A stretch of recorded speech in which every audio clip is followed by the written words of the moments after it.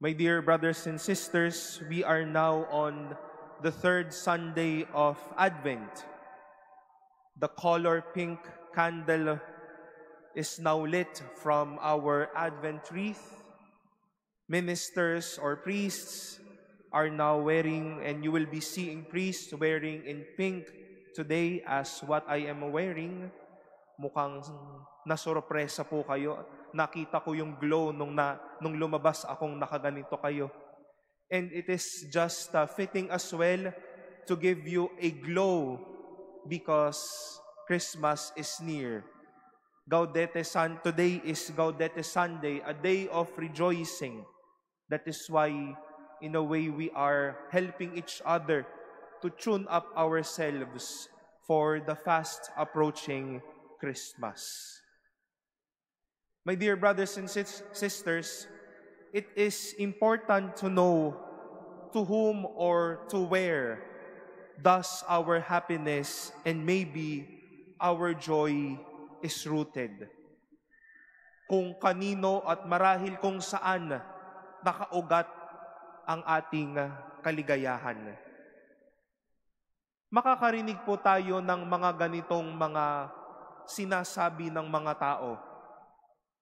Masaya ako kapag nakuha ko ang bagay na ito.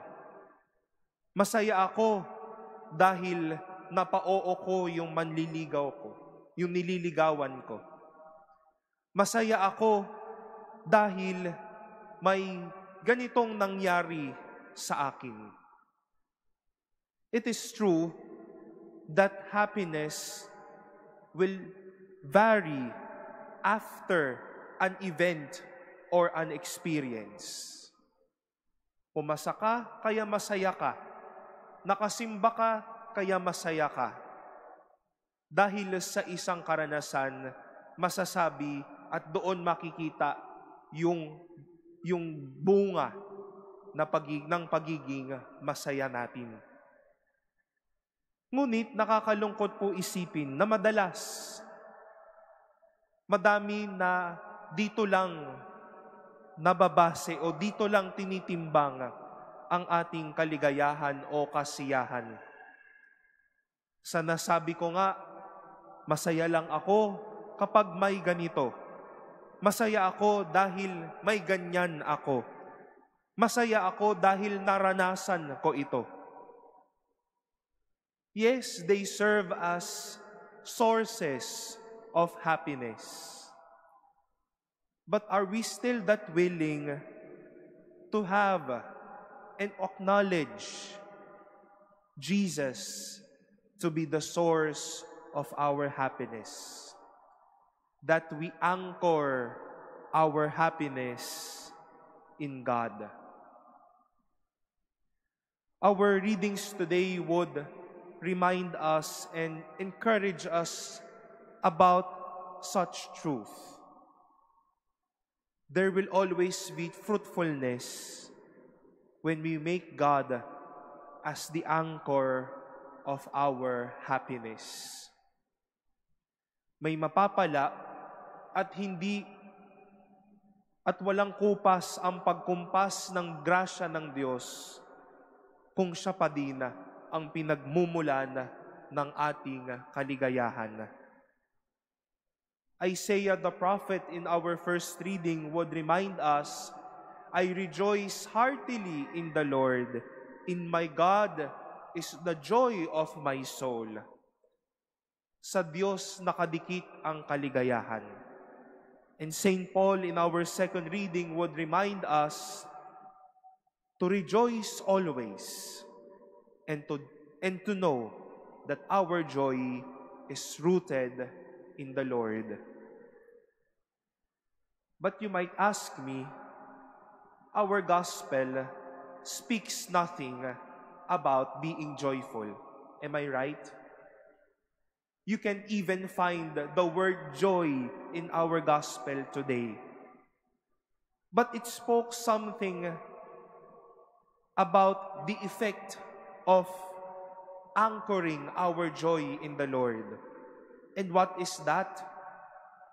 The willingness to share, the willingness to point to where we anchor our happiness, namely in God.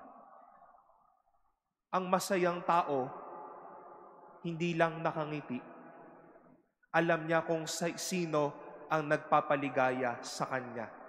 At kaya niyang ibahagi kung sino ang nagpapaligaya sa kanya. May mga magsasabi po kaya na masaya ako dahil may Diyos ako. Yes, we are mere human beings needing something to satisfy us, needing something to make us happy, needing something to make us content. But for how many times are we anchoring our happiness in the Lord?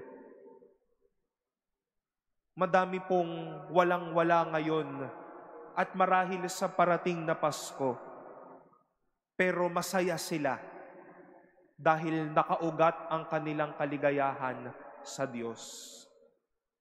Pero madami din namang madami, punong-puno ang kamay. Pero malalaman mo, tuyo pala ang kaligayahan dahil hindi sa Diyos nakaugat ang kaligayahan.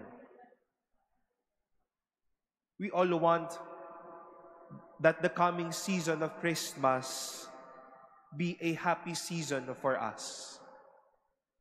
We will be happy with the carols, with our salo-salo, with our aguinaldos, with our vacation, and with all the graces that we will receive, name it all.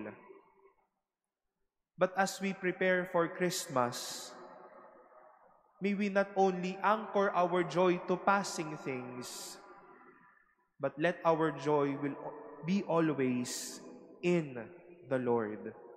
And know that joy in the Lord will always bear fruit. It may not always be something visible, something that we can eat, something that we can touch, or something our eyes can enjoy. But it will always be something that will bring and be something that will also attract everyone. My dear brothers and sisters, be happy because of God. Rejoice in the Lord. Share that because of the Lord flows every goodness and blessing we all enjoy now.